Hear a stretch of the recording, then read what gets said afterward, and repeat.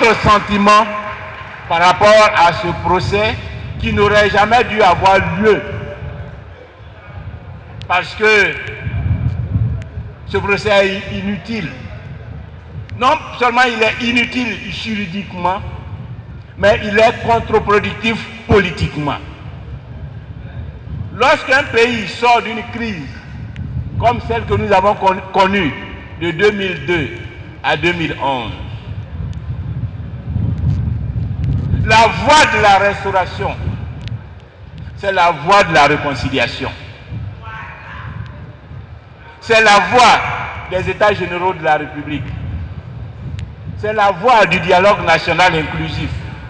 Il n'y a pas un seul pays dans le monde qui ait connu des violences, des crises comme celles que nous avons connues et qui s'en soit sorti sans un grand débat national, sans réunir autour de la même table tous les acteurs de la vie politique nationale. Parce que la crise, les violences, il faut savoir les décrypter. Les crises et les violences ont une signification.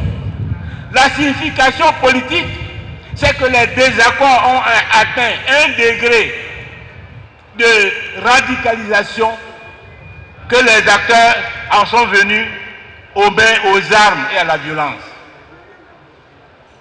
Mais on ne règle pas des désaccords par la prison.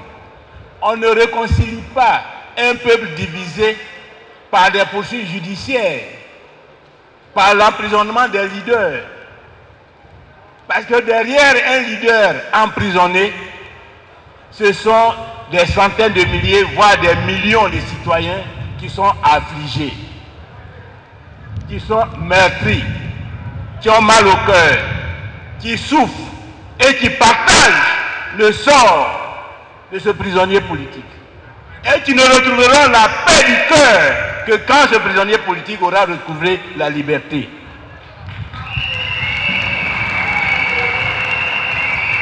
Donc le maintenir en prison, c'est bloquer le processus de guérison nationale. C'est empêcher ce peuple de faire le deuil de sa souffrance. Et c'est le cas de la Côte d'Ivoire à l'heure actuelle. C'est pourquoi, dès 2013, j'ai fait la promotion des États généraux de la République comme la voie de la guérison du peuple de Côte d'Ivoire et de la réconciliation nationale, de la paix et de la stabilité en Côte d'Ivoire. Malheureusement, nous n'avons pas été entendus.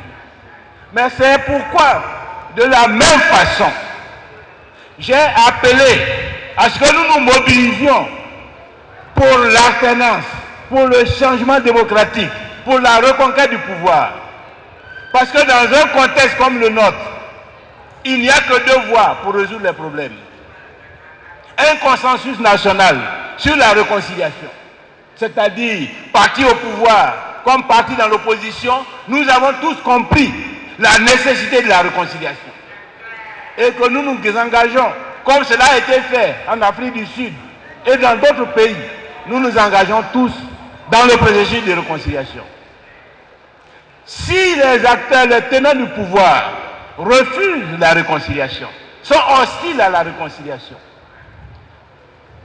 l'issue, la voie qui nous reste, c'est de leur donner congé de la tête du pays.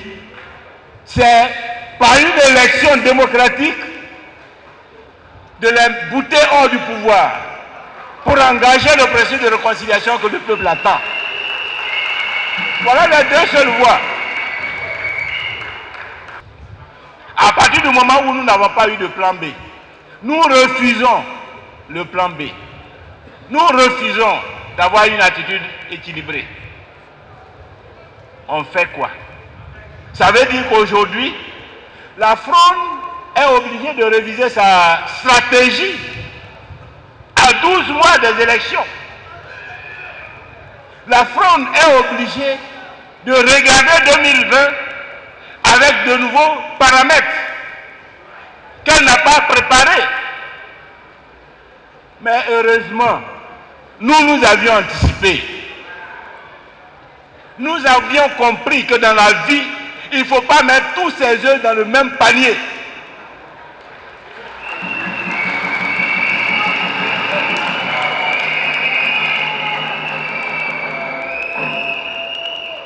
Parce que, comme on le dit chez nous, quand tu bâtis une maison pour dormir, bâtis une autre pour la cuisine. Parce que on ne sait jamais.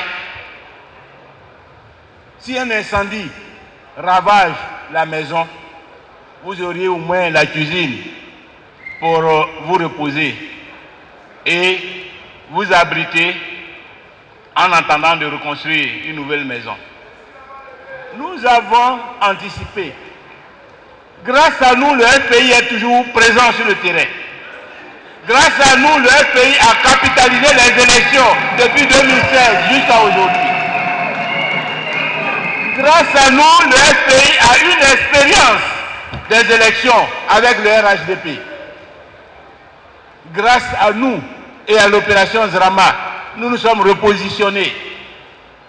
Grâce à nous, le FPI aujourd'hui est présent dans la commission électorale indépendante et pourra donc soutenir, apporter son expertise à tous les partis d'opposition qui voudront demain s'engager dans l'élection présidentielle de 2020.